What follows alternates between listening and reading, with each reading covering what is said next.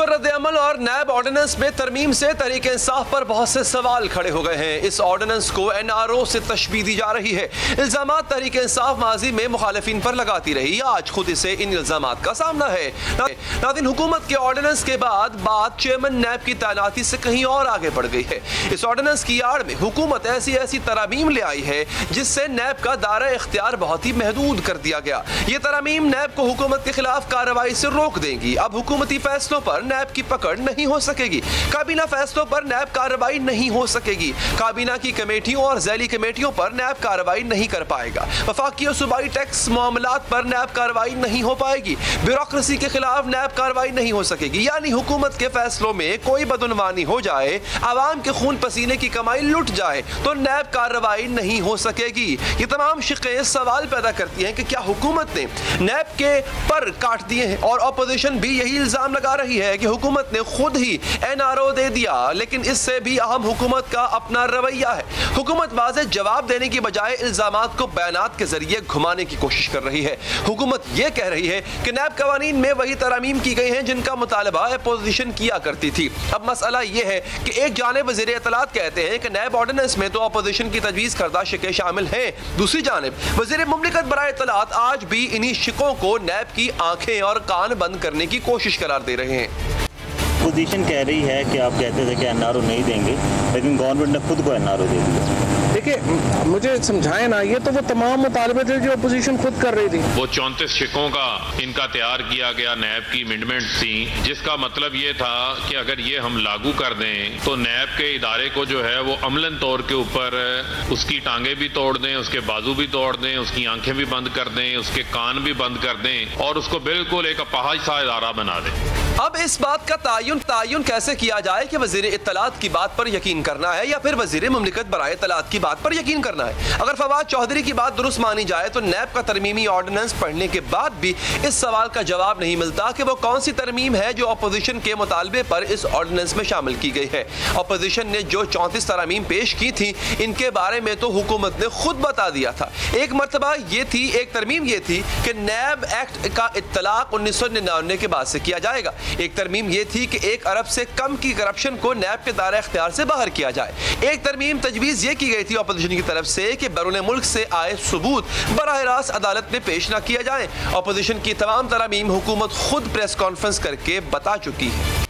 पहली जो अमेंडमेंट उन्होंने सजेस्ट की, नैब के कानून की जो अमलदारी है वो 1999 से की जाए। दूसरी, कोई नैब का रोल नहीं होगा या ऑफेंस नहीं होगा अगर तो करप्शन 1 अरब रुपए से कम की है। जो तीसरी शक थी उसमें ये कहा गया कि जो मनी लॉन्ड्रिंग है उसको एज अ ताजीर हटा दिया जाए, एज अ जुर्म हटा दिया जाए। चौथी, बेनामीदार, जिसमें कि ये कहा गया कि अहलिया और बच्चों को इससे बाहर निकाला जाए।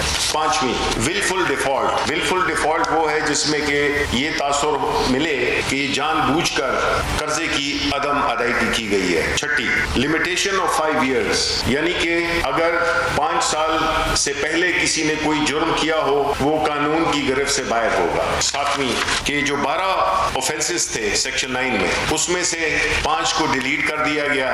अब आते हैं 8वीं तरमीम पे कि कोई डिस्क्वालिफिकेशन नहीं होगी जब तक कि सुप्रीम कोर्ट की तरफ से ऑर्डर ना आ जाए। फिर 9वीं पे आ जाते हैं पोस्ट कन्विक्शन डिस्क्वालिफिकेशन, यानी कि जब एक शख्स किसी भी अदालत से डिस्क्वालीफाई हो जाता है, इसकी मुद्दत बजाय 10 साल की इसकी 5 साल कर दी जाए।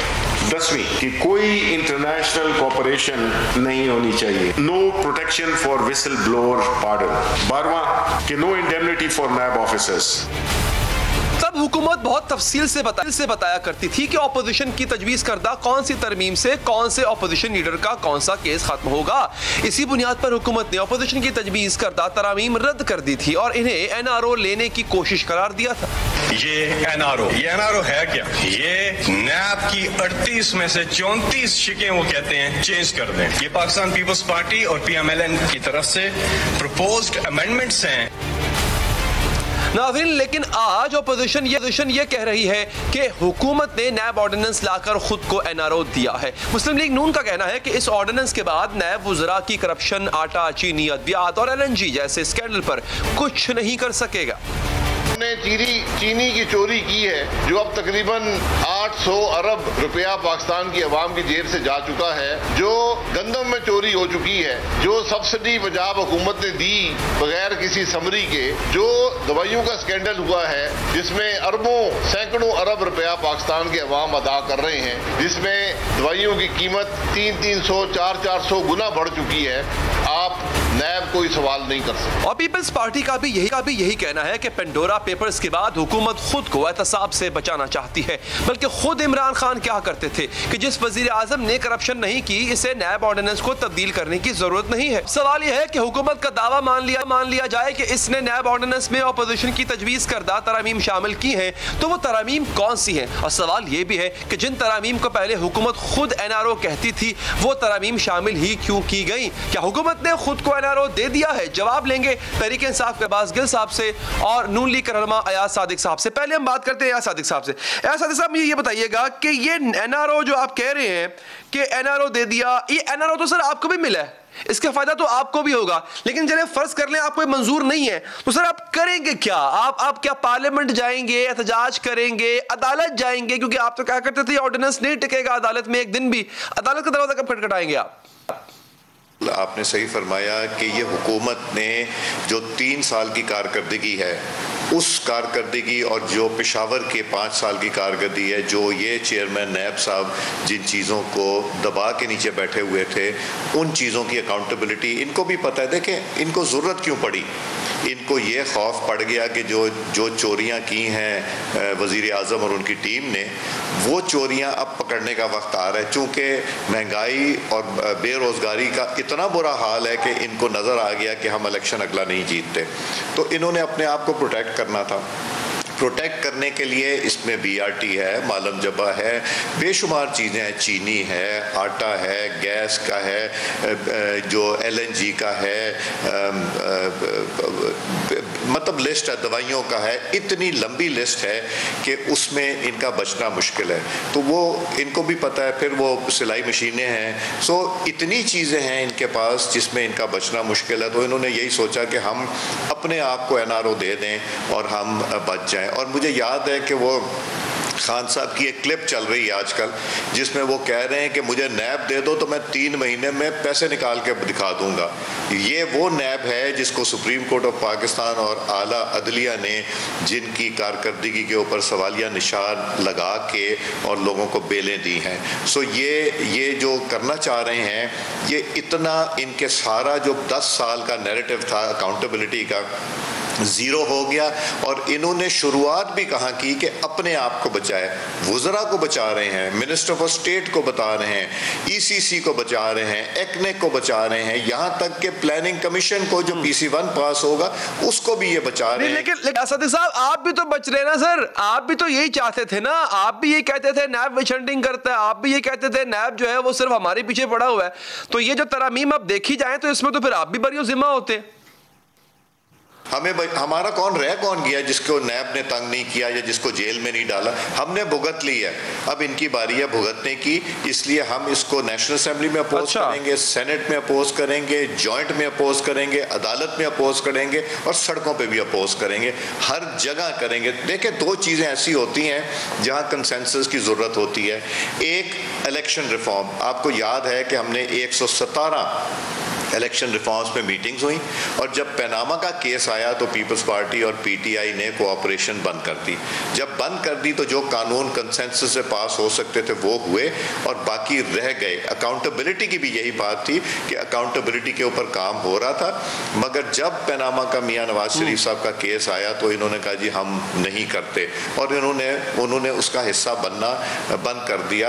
और हमारे पास 2/3 मेजॉरिटी थी, हम फिर भी कर सकते थे, मगर PMLN गवर्नमेंट ने मुनासिब नहीं समझा कि अकाउंटेबिलिटी और इलेक्शन रिफॉर्म 2 ऐसी चीज़ें, अगर उसमें कंसेंसस ना हुआ तो उसकी क्रेडिबिलिटी भी ख़त्म हो जाएगी और उसकी वैल्यू कोई नहीं रहेगी, उसकी नहीं रहेगी। आपने अभी खुद कहा कि आप इसको तब्दील करना चाहते थे, देखिए ना, आपने खुद अभी कहा कि आप भी चाहते थे अपने दौरे हुकूमत में, आप इसको अब काला कानून भी कहते हैं। तो जो काला कानून था, जो तब बुरा था, वो अब अच्छा कैसे हो गया? और जो तब बुरा था, जिसको आप तब्दील करना चाहते थे, तो तब्दील हो गया, तो अब परेशानी कैसी?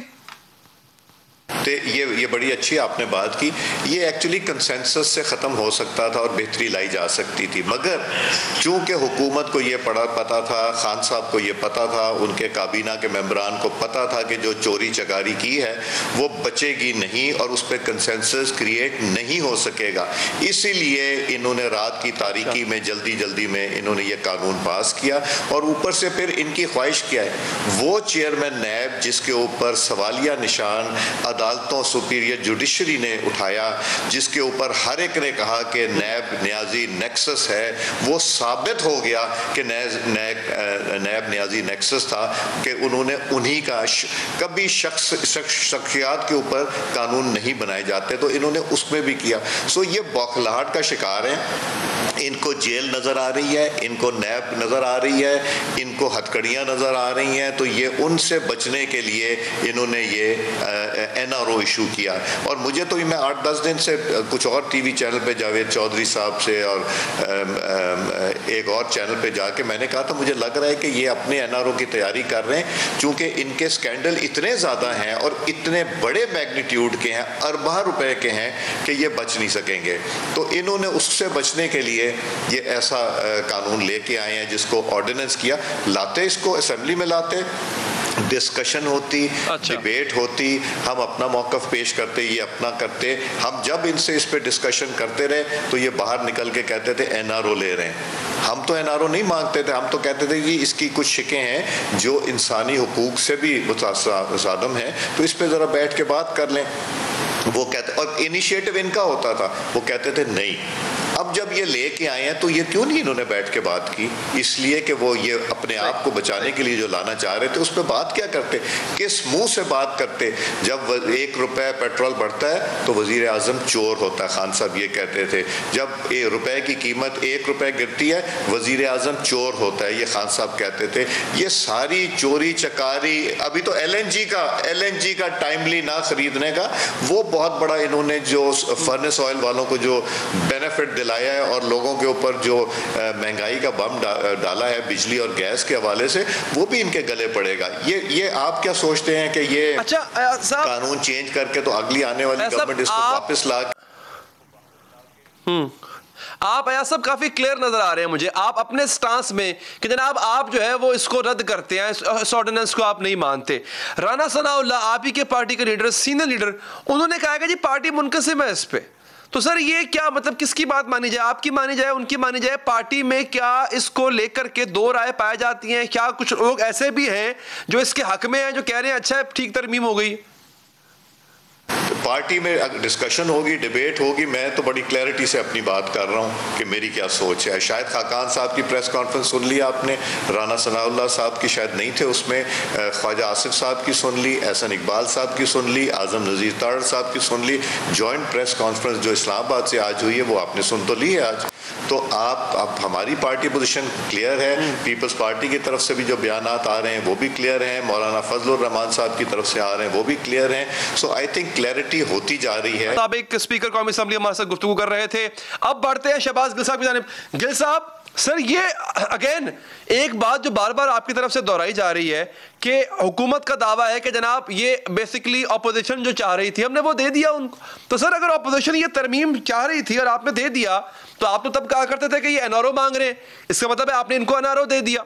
और वो कौन सी तरमीम है सर, मुझे जरा कुछ शिके बता दीजिएगा, कौन सी तरमीम है जो ऑपोजिशन चाह रही थी और आपने इस ऑर्डिनेंस में शामिल कर दी? बिस्मिल्लाहिर्रहमानिर्रहीम, बहुत शुक्रिया अली आपका। देखिए, मैं आपको पता है कि हुकूमत के अंदर हर शख्स की अपनी अपनी ज़िम्मेदारी होती है। मेरी ज़िम्मेदारी लॉ से रिलेटेड नहीं है, मैं एक वकील नहीं हूँ और आपको पता है कि मैं शिक वाइज तो आपको चीज़ें नहीं बता सकता क्योंकि ना ये ऑर्डिनेंस मैंने प्रिपेयर किया है, ना मैं लीगल माइंड रखता हूँ। लेकिन मैं आपको जनरली जो इसका पॉलिटिकल साइड है वो बता सकता हूँ। माफ़ कीजिएगा। आपको ये पता है कि पहले भी एक ऑर्डिनेंस आया था नैब के सिलसिले में, आपको याद होगा। मेजॉरिटी पार्ट इसमें वही है और इसमें जो मेजॉरिटी पार्ट है वो ये है कि देखें कुछ चीज़ें हुई थी जो कि हम क्योंकि जज्बात में बह जाते हैं, कुछ चीज़ें हम अमेरिका से भी ज़्यादा वाले स्टैंडर्ड रखना चाहते हैं, और मीट हम जो है वो किसी अफ्रीका के भी सबसे जो थर्ड वर्ल्ड कंट्रीज़ के अंदर जो सबसे नीचे कंट्रीज़ हैं इकोनॉमिकली, उन वाले भी हम मीट नहीं करना चाहते। फॉर एग्जांपल आपके सामने है कि हमने क्या नैब में किसी बड़े मगरमच्छ को आज तक सज़ा दी है? नहीं दी। लेकिन हम चाहते हैं कानून हम ऐसा बना के रखें कि वो भले लोगों को तंग करने के लिए हो। बस मैं एग्जांपल देता हूँ, दो बिजनेसमैन हैं, उनकी आपस की ट्रांजैक्शन है जिसमें सरकार का कोई पैसा इन्वॉल्व नहीं है, सरकार का कोई काम नहीं है, उन दो बिजनेसमैन का आपस का कॉन्फ्लिक्ट है। अब वो भी नैब के पास होता था। अब उसमें बहुत सारी शिकायत भी थी, miss handling of the cases, businessman बहुत सारी कंप्लेन करते थे। इसी तरीके से एक ब्यूरोक्रेट है, कोई भी ब्यूरोक्रेट है, फॉर एग्जांपल मैं अभी आपको एग्जांपल देता हूँ, 3-4 चीज़ों की एग्जांपल देता हूँ। अभी मैं अपने इलाके में एक इंटरचेंज बनवाना चाहता हूँ मोटरवे पे। अब मोटरवे के ऊपर एक पॉलिसी है कि 14 किलोमीटर के बाद इंटरचेंज बनेगा, ठीक है, एक डॉक्यूमेंट्स के अंदर पॉलिसी इन्होंने बनाई हुई है। 15 किलोमीटर के बाद, सॉरी, वो जो मेरे गांव के करीब इंटरचेंज बनेगा, उससे सबसे ज़्यादा फ़ायदा फैसलाबाद शहर को होगा, क्योंकि वो सतियाना रोड के ऊपर, सतियाना रोड एक बड़ा रोड है फैसलाबाद से जो जाता है। फैसलाबाद के लिए जो लाहौर मुल्तान मोटरवे है, उसके ऊपर कोई करीब फैसलाबाद सिटी के लिए इंटरचेंज नहीं है। अब मैं और एक तो हमारे और जो वहाँ पर मेंबरान पार्लियामेंट हैं, वो तमाम लोग कोशिश कर रहे हैं कि इंटरचेंज हम बनवाएं। अब जब मैंने उसको चेक किया तो पता चला कि जी आप ये 15 किलोमीटर के डिस्टेंस पे बनता है और ये 15.25 किलोमीटर है। आप समझ पा रहे हैं मैं अली जो बात कह रहा हूँ, वो इंटरचेंज 15.25 किलोमीटर पे है, 14.75 पे, लेकिन पॉलिसी 15 की है। अब वो इंटरचेंज में अपने घर, मेरा घर तो वहाँ है नहीं, बहुत दूर है उससे जो मेरा इलाका है। वो इंटरचेंज सतियाने के लोगों के लिए बनेगा, फैसलाबाद शहर के लिए बनेगा, तांदलियां वाला शहर के लिए बनेगा जो तहसील है एक, और उससे लाखों लोग जो है ना वो फैजियाब होंगे। और वहां से जो सड़क है वो हम ट्राई कर रहे हैं कि उसके बाद वो सड़क दूसरी मोटरवे को कनेक्ट करे। अब जो ब्यूरोक्रेट इस पे साइन करेगा वो इसमें से ना कोई रिश्वत लेगा, ना मेरे पास पैसे हैं रिश्वत देने के लिए, ना मेरा पर्पज है इस काम के लिए रिश्वत देने के लिए। साल बाद काम हो, 2 साल बाद हो, 3 साल बाद हो, जब भी ये बने इंटरचेंज। लेकिन कल को वो धर लिया जाएगा कि जी ये 14 किलोमीटर की पॉलिसी थी तो आपने ये 15 की पॉलिसी थी तो आपने 15.25 पे क्यों कर दिया? ये भी ज्यादती थी। एक ब्यूरोक्रेट जो करप्शन नहीं कर रहा, लेकिन अगर किसी चीज में कोई वो उसकी जस्टिफिकेशन देगा ऑफ कोर्स कि वो क्यों बनना चाहिए। बगैर जस्टिफिकेशन के नहीं बनेगा कि इतना बड़े शहर के लिए वो बनेगा फैसलाबाद के लिए। ये आपने एक बड़ा एक वाज़ेह पॉइंट दे दिया गिल साहब। अच्छा सर, अगर लोगों को शिकायत थी, बिजनेस कम्युनिटी तंग भी हो रही थी और केसेस कुछ मिसहैंडल भी हो रहे थे, तो सर फिर इतना एतमाद क्यों है आपका मौजूदा चेयरमैन नैब की कारकर्दगी पे और उनको एक्सटेंशन देना चाह रहे हैं? अगर इतने फ्लॉज आ रहे थे पहले तो फिर इन्हीं को एक्सटेंशन क्यों दी जा रही है? नहीं देखिए, इनको एक्सटेंशन नहीं दी जा रही। आप वो ऑर्डिनेंस को, अब आपने कहा ना कि हम टेक्निकलिटी में नहीं जाते, तो जो सरफेस पे हम उसी पे रहते हैं, उस ऑर्डिनेंस के अंदर इनको कहीं एक्सटेंशन नहीं दी जा रही जो मेरे इल्म में है। अगर मैं गलत हूँ तो मुझे करेक्ट कर दीजिए। मैंने पहले ही कहा कि मैं लॉयर नहीं हूँ। मेरी जो अंडरस्टैंडिंग वो ये है कि जब तक नया चेयरमैन नैब नहीं लगता ये कंटिन्यू करेंगे। तो यहाँ पर इन्हें एक्सटेंशन कहाँ से हो गई? ये तो नॉर्मल रूटीन की बात भी है, तो खाली नहीं रखनी होती। ये ख्वाहिश कभी भी नहीं थी सर कि इनको एक्सटेंशन दी जाए?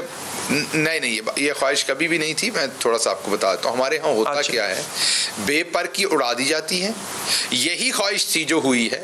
इतनी ख्वाहिश थी कि आगे काम चले और उतनी देर तक सीट खाली ना रहे, कोई और ख्वाहिश नहीं थी। लेकिन क्योंकि इस बात को ट्विस्ट करके पहले फैलाया गया कि हम उन्हें एक्सटेंशन दे रहे हैं, उसके बाद जब ये काम हुआ तो अब उस पर सवाल किया जा रहा है कि आपकी ख्वाहिश थी तो वो पूरा करने के लिए आपने ये किया है।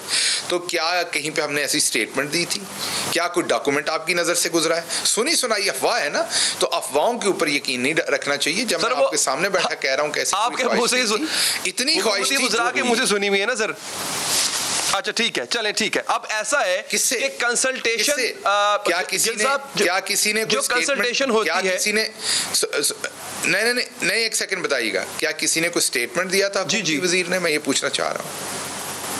मैं आपको भी बता देता हूँ सर। आपने कहा कि कंसल्टेशन नहीं होगी जो मौजूदा हमारे हैं अपोजिशन लीडर। मामला कमेटी में जाएगा, कमेटी में भी ना हुआ मामला तो फिर जो है वो सदर पाकिस्तान उसको कर देंगे।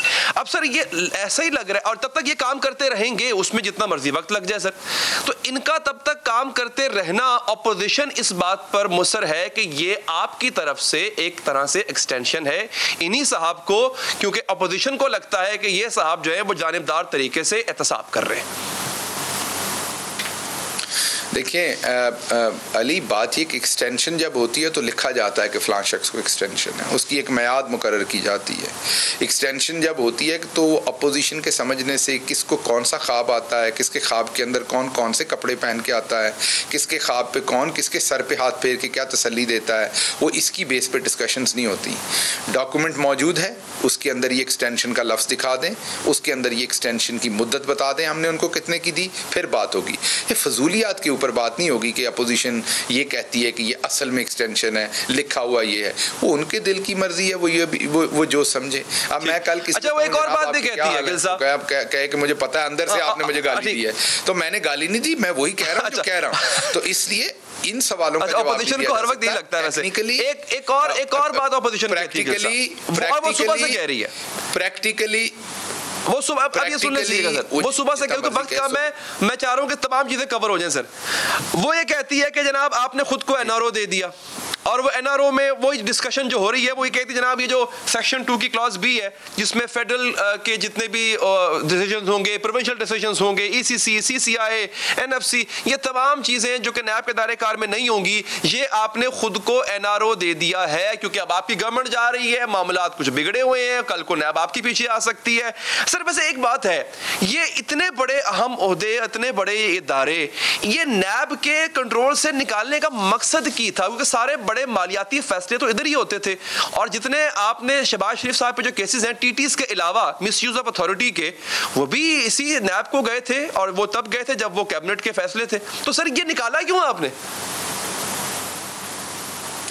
देखिए दो बातें यहाँ पर, दो बातें। पहली बात तो मैं जो पहली बात थी उसका एक दफ़ा फिर आपको यादा कर दूं ताकि ये क्लैरिटी आ जाए आवाम के लिए कि दिल में क्या सोचा जाता है उसके हम जिम्मेदार नहीं हैं। हम जिम्मेदार उस डॉक्यूमेंट पे क्या लिखा हुआ है।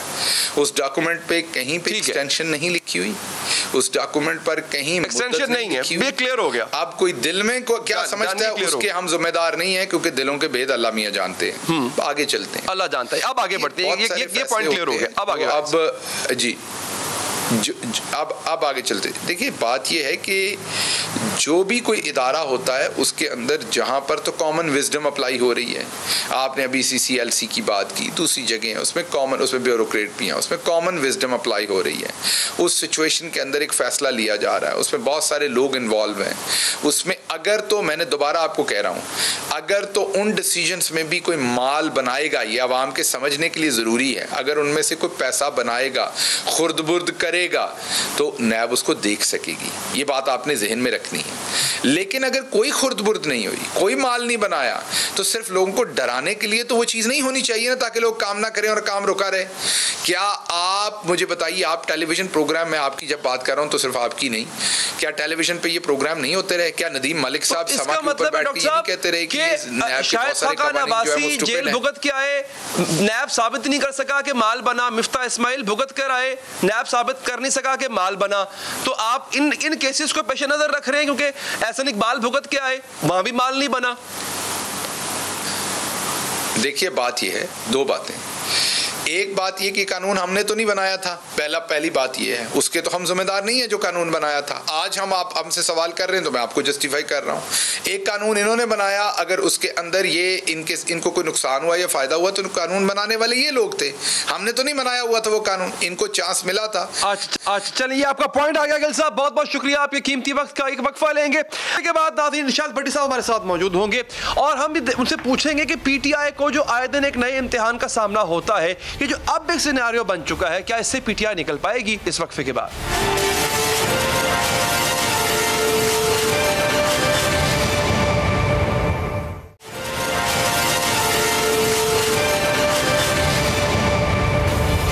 अच्छा, इरशाद भट्टी साहब ने हमें ज्वाइन कर लिया। भट्टी साहब बहुत बहुत शुक्रिया आपके कीमती वक्त का। भट्टी साहब, पेंडोरा जो मैं बार बार मेरे मुंह से ना पेंडोरा बॉक्स निकलता है बेसिकली पेंडोरा बॉक्स ही, जो पेंडोरा पेपर जिसको हम कह रहे हैं, पेंडोरा पेपर सर। और फिर ये अब नैब का जो तरमीमी बिल है सर, इतने सवालात खड़े हो गए हैं तहरीक इंसाफ पे कि पेंडोरा पेपर्स में जो इनके अपने बंदों के नाम आए हैं उसको किस तरह जस्टिफाई किया जा रहा है, वो जस्टिफिकेशन किसी की समझ में नहीं आ रही है।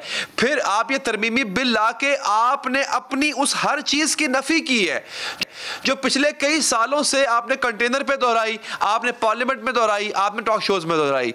सर ये इतना बड़ा हमने यू टर्न की अफादियत सुनी थी सर इमरान खान साहब के मुंह से, लेकिन इतना बड़ा यू टर्न। पहली बात तो यह कि पेंडोरा लीक्स या पेंडोरा बॉक्स पे अब आप देखें कि वज़ीर आज़म साहब का पहला ट्वीट वेलकम, और साथ ही वज़ीर आज़म इंस्पेक्शन कमीशन का सरबराही, FIA, नैब, FBR उसमें शामिल। अब आप मंजर मुलाहिज़ा फरमाएँ कि वफाकी वज़रा पर इल्ज़ाम है, मुल्ज़म हैं या उन पर इल्ज़ाम है, और वज़ीर आज़म साहब का की सरबराही में जो इंस्पेक्शन कमीशन है वो तहकीक करेगी, और सरकारी इदारे उसमें मुआमलत करेंगे।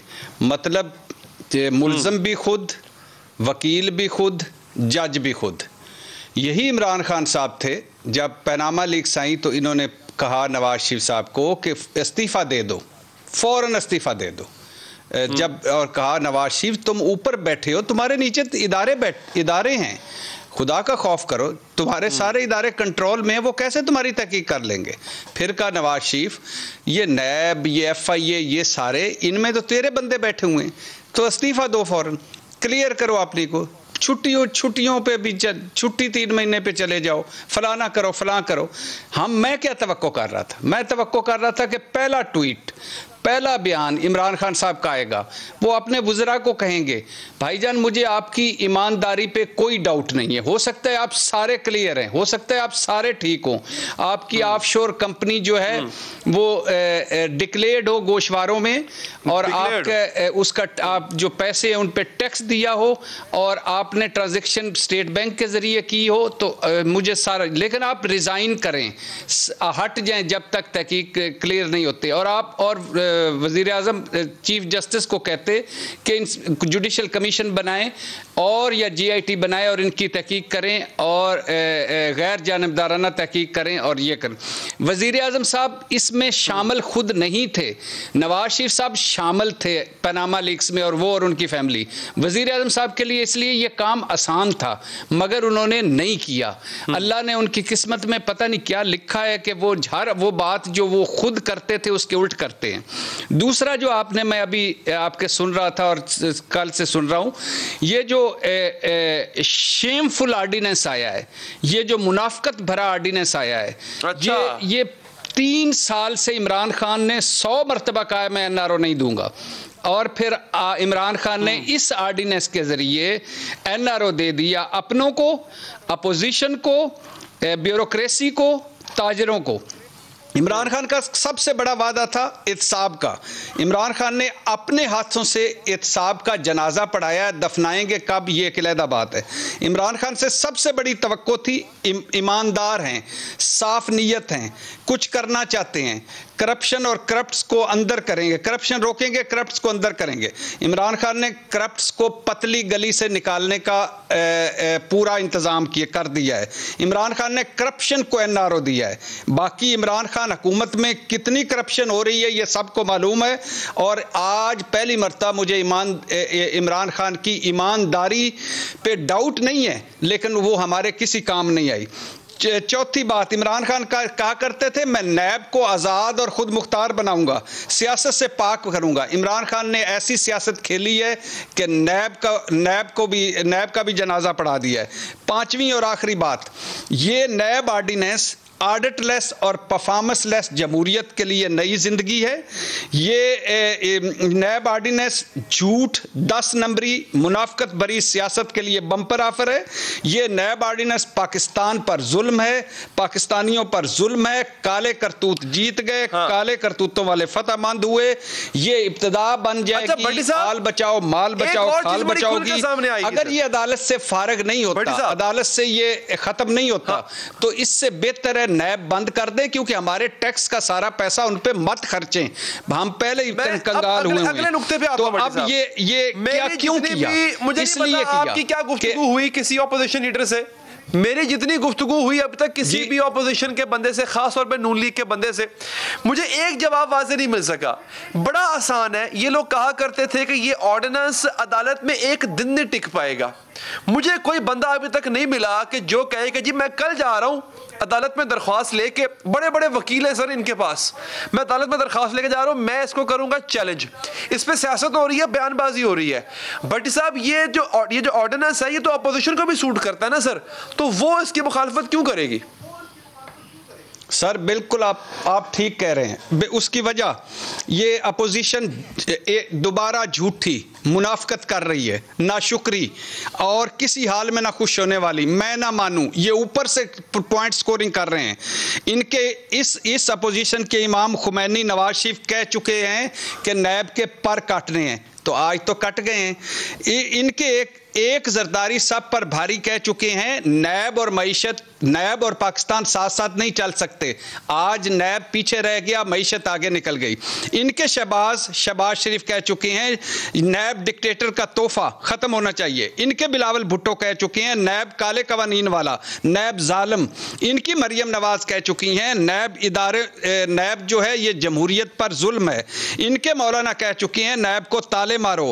पूरी अपोजिशन हर रोज शोर मचाती थी नैब पॉलिटिकल इंजीनियरिंग करता है, नैब इंतकामी है, नैब डिक्टेटर का तोहफा है, नैब जानबदार है। आज नैब टूथलेस हो गया, आज नैब पोस्ट ऑफिस बन गया, आज नैब के पास FIA से कम इख्तियारात। इन जालिमों को तो भंगड़े डालने चाहिए, धमालें डालनी चाहिए, मिठाइयां बांटनी चाहिए। लेकिन चूंकि ये जो शाहिद खाकन अब्बासी साहब बैठे थे, सबसे पता है आपको पहला जो तरमीमी ऑर्डिनेंस आया था उसकी आड़ में राजा परवेज अशरफ साहब बरी हो गए थे, वो एक केस से जो 9 साल से चल रहा था। इसमें जहां आटा गंदम चीनी बिया, क्या आपने कोई सवाल कर? मैं वही नहीं अर्ज करूं, रेंटल पावर वाला केस था वही। जी आप कंटिन्यू करें। जी अब इस ऑर्डिनेंस के बाद कितना बड़ा जुल्म है, कितना बड़ा जुल्म है कि कैबिनेट में कुछ भी करो यार, खुदा का खौफ करो, वो जायज़ है।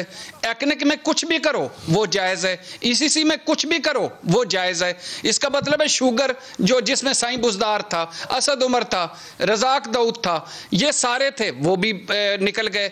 इसका मतलब है आटा गंदम निकल गए, अद्वियात निकल गई, BRT निकल गई, सारे निकल गए। और दूसरी तरफ वो मिफ्ता इस्माइल निकल गया, शाहिद खाकन अब्बासी निकल गए, उसके बाद एहसन इकबाल निकल गए, 56 कंपनियां निकल गई, सारे निकल। बट साहब ये कुछ करेंगे? ये मुझे ये बताएं कि ये अदालत जाएंगे या 4 दिन मीडिया टॉक करेंगे, चुप करके बैठ जाएंगे? क्योंकि अगर तो चंद दिन ये जो मौजूदा चेयरमैन नैब है, जब तक अगले की तकर्री नहीं होती, महीना 2 महीने 3 महीने, अगर ये चेयरमैन नैब रहते भी हैं तो इस कानून के साथ तो कर तो वो भी कुछ नहीं सकते इनका। सर मैं कह रहा हूं कि ये अगर जाएंगे गोंगलुओं से मिट्टी झाड़ने के लिए, कोई अगर जाएगा तो जाएगा, वरना फरोग नसीम साहब ने बारीक वारदात डाली है। उन्होंने वो भी रखा है कि मुशावरत भी होगी। किस पे जाएंगे ये अदालत? मुशावरत लिखा है कि मुशावरत भी होगी। चेयरमैन की एक्सटेंशन भी नहीं है, वो जब तक वो अगला चेयरमैन नहीं आता कंटिन्यू करेंगे। उसके बाद जो तरामीम है वो हैं। अब ये क्यों जाएंगे? ये बिल्कुल भी नहीं जाएंगे। ये भी सियासत करेंगे, वो भी सियासत करेंगे। जाएंगे तो किसी किसी और को जाना चाहिए जो इस मुल्क से मोहब्बत रखता है, उसको जाना चाहिए, जो वाकई एहतसाब चाहता है उसको जाना चाहिए। लूट मार करके खा गए हैं खुदा की कसम। और पहले भी मेरा तो ये, मैंने कई मरतबा आपके प्रोग्राम में भी कहा कि इस बदबूदार निज़ाम में, इस डब्बा बंद जमहूरियत में, और ये जो इस हमारे हमसे दूर, कहीं दूर अपनी एलीट कैप्चर पार्लियामेंट में और इन जमीन बोस इदारों में तो एहतसाब हो ही नहीं सकता। 100 इमरान आ जाएं तो कुछ हासिल वसूल नहीं है, लेकिन जो थोड़ा बहुत था वो भी खत्म हो गया। आपको अब यकीन आ गया। मुझे एक और बात बताएं, जो भी था वो अब मुझे देखें इसका इफेक्ट जो है ना आपकी सियासत पर भी होता है। अब मुझे ये बताएं सर, 3 साल हो गए, अगला साल इलेक्शन का साल होता है सर, जिसमें आपको बताना होता है कि आपने क्या किया। कारकर्दगी देखी जाए तो कोई तसल्ली बख्श बिल्कुल भी नहीं है। महंगाई में रुल गई अवाम। एक नारा था एहतसाब का कि मैं इनको छोड़ूंगा नहीं। एक बंदा नहीं है जो इस वक्त अंदर हो, सारे बाहर हैं। जरदारी साहब से लेकर नवाज शरीफ, शहबाज शरीफ सब बाहर हैं। एहतसाब का जो एक पूरा सिस्टम था उसको चेंज करके रख दिया। इनका क्या, अब तो किसी का एहतसाब नहीं होगा। तो सर ये इलेक्शन में लेके क्या जाएंगे, क्या बताएंगे अवाम को कि उन्होंने किया क्या? बड़ा अच्छा सवाल है, काश इसका कोई ये जवाब दे सकें। ये इक़्तिदार में जब आते हैं हवा के घोड़े पर होते हैं। ये जब ये वज़रा हमें मिलते हैं वो कहते हैं कि अल्लाह के फजल से ये भाई आपका जो है 2028 तक का वज़ीर है। ये ऐसे ही होते हैं हमारे मुल्क में। वो हमारे एक दोस्त चौधरी नूरेश शकूर बताते थे, कुछ ऐसे भी लोग थे जो 3-3 महीने के लिए वज़ीर बने और फिर बाद में वो एम्बुलेंस के सायरन पर भी उठ के बैठ जाते थे कि हमारा प्रोटोकॉल आ रहा है। अच्छा। ये बड़ा अजीब सा बदकिस्मत कौम है और हमारे ये ऊपर से ये मगरमच्छ किस्म के हुक्मरान है।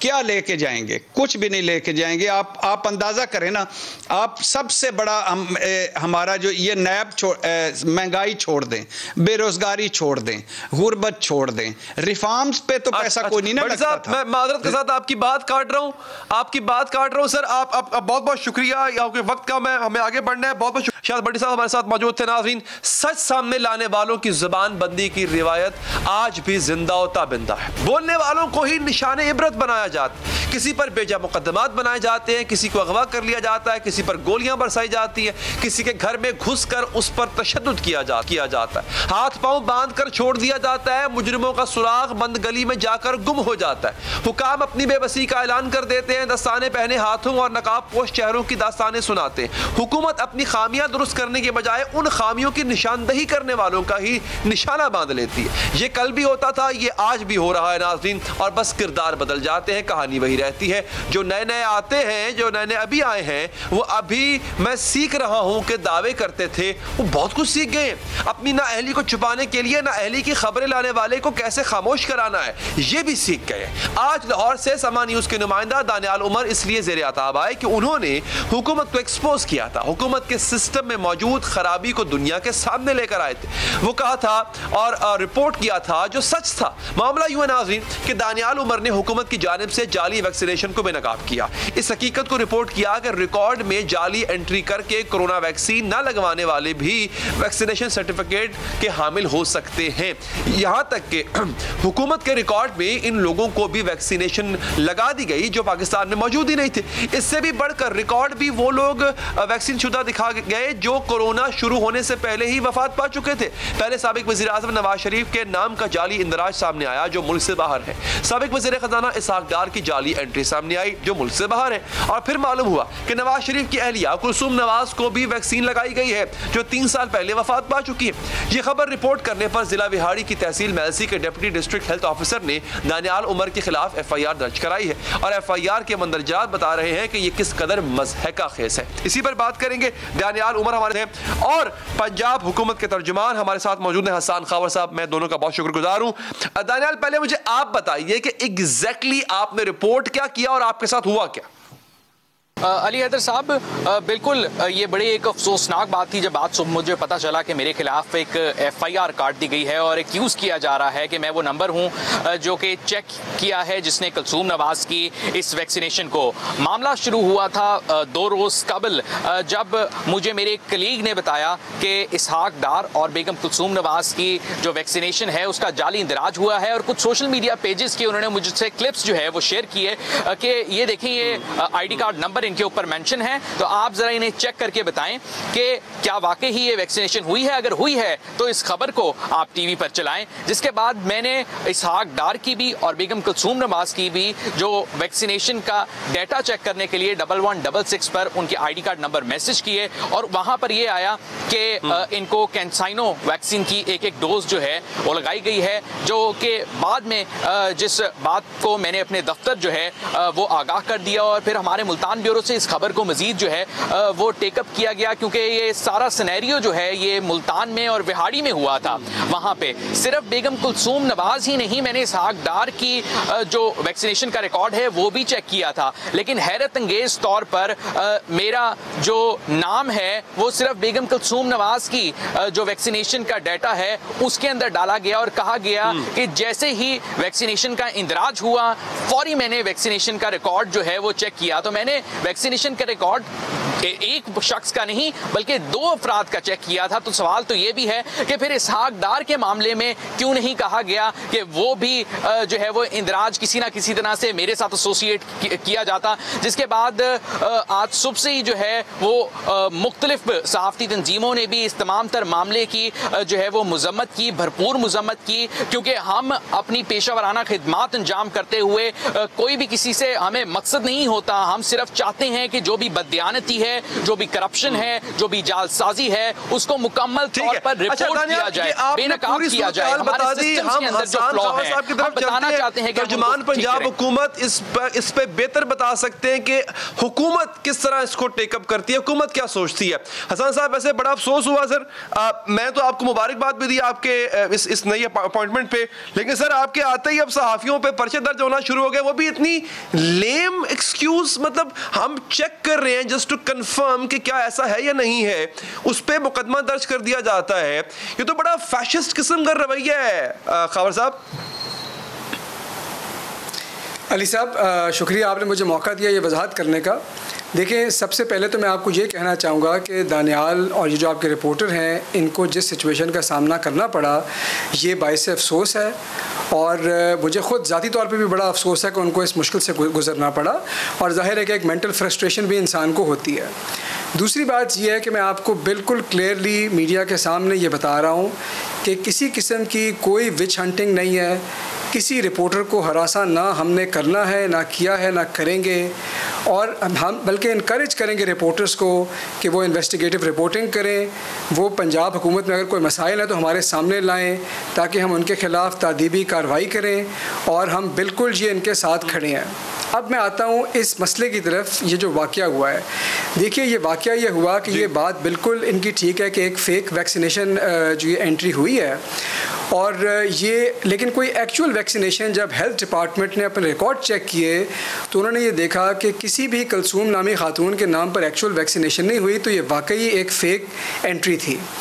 जब उन्होंने उसको इन्वेस्टिगेट करना शुरू किया तो किस्मत ये थी कि जिस वक्त ये फ़ेक एंट्री हुई सिस्टम के अंदर, और ये सिस्टम नादरा का है, उसके फ़ौरन बाद जिस पहले नंबर से वेरिफिकेशन की कॉल आई हुई थी वो इस नंबर से आई हुई थी। ग़ालिबन इनको फ़ोन किया गया, किसी और ने, ये रिपोर्टर हैं, ये वैसे भी बता देते हैं कि मेरा क्या नाम है, कौन हूँ, तो वहाँ पर इन्होंने बताया और इनका नाम चला गया। जो उन्होंने कहा कि जी एक इसहाक डार साहब के में क्यों नहीं आई और इसमें क्यों आई, इनके सवाल में ही इनका जवाब है, अगर ये कोई विच हंटिंग होती तो जाहिर है कि दोनों केसेस में इनका नाम होता। इसहाक डार साहब की अगर फेक एंट्री हुई है और मैंने कंफर्म नहीं किया तो उसका टाइम कुछ और होगा। फरमाया अभी कि सिस्टम जनरेटेड ये शिकायत थी, तो सिस्टम ने इसहाक डार साहब की जनरेट क्यों नहीं की? मतलब कुलसूम नवाज साहब की तो जनरेट कर दी उन्होंने शिकायत कर, देखे जनाब फेक एंट्री है, वही फेक एंट्री जो है वो उन्होंने इसहाक डार साहब की जनरेट क्यों नहीं की? तो इसका मतलब है कहीं ना कहीं पे इसमें मैलिफाइडी है, वो उस नियत से किया गया कि कहीं ना कहीं तो फंसाओ इसको।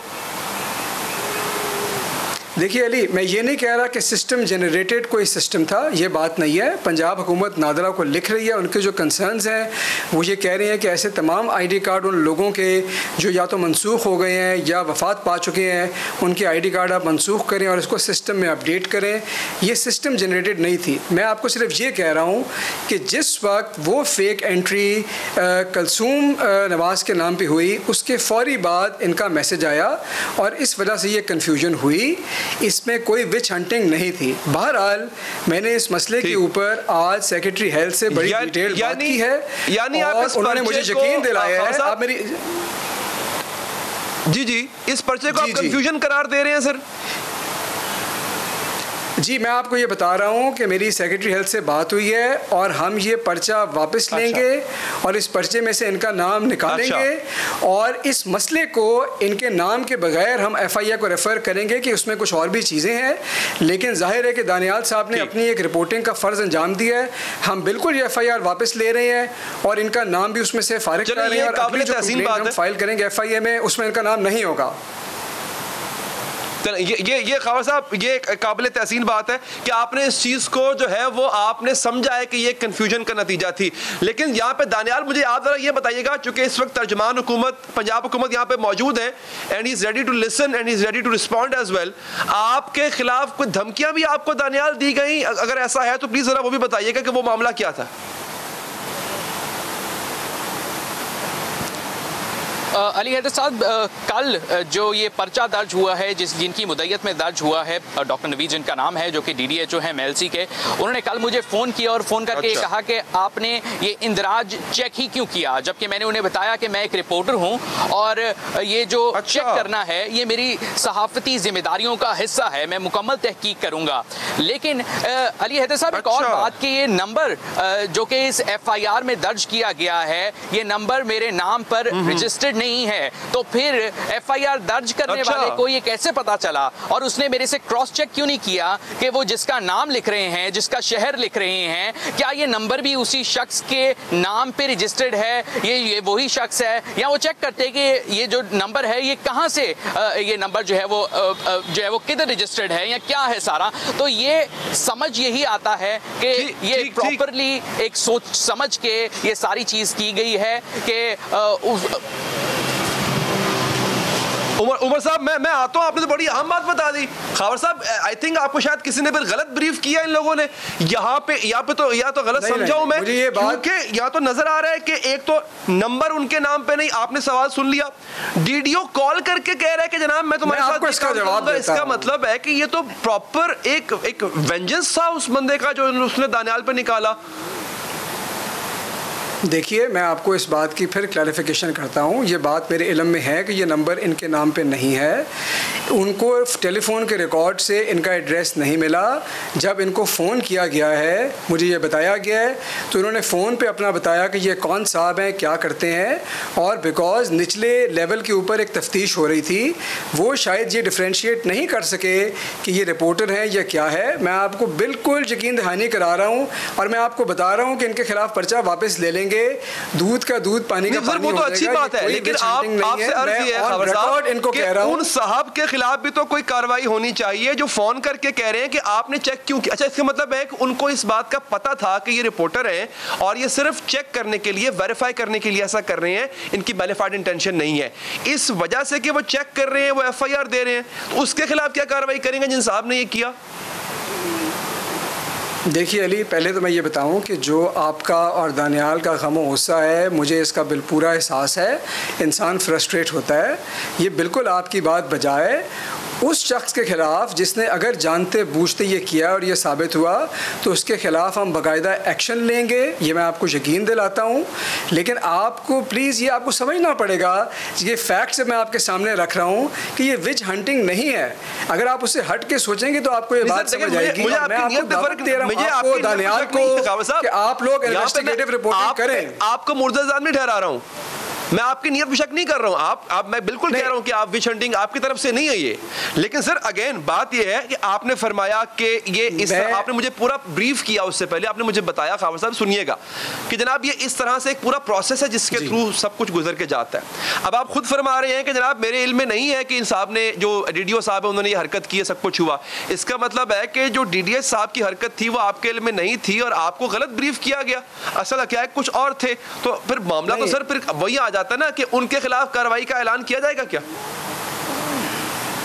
अच्छा अली हैदर साहब, पहले तो मैं आपको ये बताऊं कि मुझे बिल्कुल, मैं आपको इस वक्त हुकूमत पंजाब के तर्जमान की हैसियत से ये बात बता रहा हूं, ज़ाती हैसियत में नहीं। तो ये तो मैं बड़ा क्लियरली कह रहा हूं। दूसरी बात यह है कि ये मेरे इल्म में आया कि जिस शख्स ने फ़ोन किया, जब उन्होंने इन्वेस्टिगेट करना शुरू किया, एक नंबर से उन्होंने कहा कि जी जिस वक्त एंट्री हुई उसके फ़ौरन बाद वेरिफिकेशन के लिए मैसेज आया।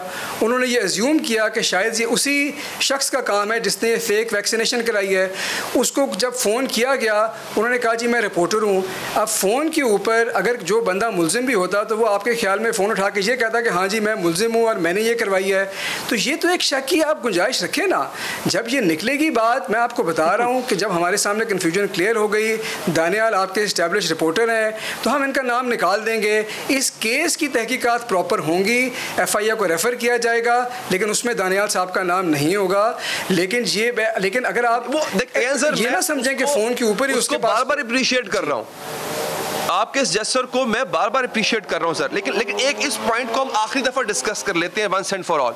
देखिए सर, FIR जब कटती है तो जो सरकार के रिसोर्सेज होते हैं वो एक्टिवेट हो जाते हैं। FIR कट गई, सरकारी रिसोर्सेज जो है वो एक्टिवेट हो जाते हैं, सरकार का पैसा जो कि आवाम का पैसा होता है। ऐसा ही है सर, आप बेहतर जानते हैं इस चीज़ को। अब एक बंदा कॉल कर रहा है और पूछ रहा है जनाब ये आपने करवाया फेक जो है वो कह रहा है नहीं जनाब मैं रिपोर्टर हूँ, समा TV का रिपोर्टर हूँ और मैंने चेक करने के लिए करवाया। ये जानने के बाद जब वो ये बात कर रहा है, ये कंफर्म करने के बाद कि क्या वाकई ही ये समा का रिपोर्टर है या नहीं है, उन साहब ने सीधी FIR कटवाई और फिर ये बताया कि तुमने ये चेक क्यों किया है, मैं तुम्हारे खिलाफ FIR कटवा रहा हूं। इससे साबित ये होता है सर कि वो साहब जानते थे कि वो जो कर रहे हैं वो गलत है, वो सरकार के रिसोर्सेज को बेजा इस्तेमाल करने जा रहे हैं। तो सर ऐसे फैशिस्ट माइंडसेट वाले बंदों के खिलाफ जो कि सरकार के अंडर काम कर रहे होते हैं, उनके खिलाफ क्या कार्रवाई होगी? अली, आपके सवाल का जवाब मैं देता हूं, लेकिन उससे पहले आप ये बात सुनिए कि FIR stands for first information report. First information इस केस के बारे में ये थी कि ये फेक एंट्री हुई, उसके बाद फ़ौरन एक मशकूक नंबर से वेरिफिकेशन की रिक्वेस्ट आई। जब पूछा गया उस मशकूक आदमी से तो उसने अपना नाम ये बताया और ये बताया, ये उस रिपोर्ट में लिख दिया गया। ये फ़र्स्ट इंफॉर्मेशन रिपोर्ट थी। उसके बाद इंक्वायरी हुई है, बातचीत हुई है, बात सामने आ गई है। लेकिन अगर इसके बाद हमें ये पता चला कि उस शख्स ने किसी ज़ाती अनाद की वजह से या किसी ज़ाती दुश्मनी की वजह से इनके खिलाफ ये किया है, तो मैं आपको यकीन दिलाता हूँ कि उसके खिलाफ कार्रवाई होगी।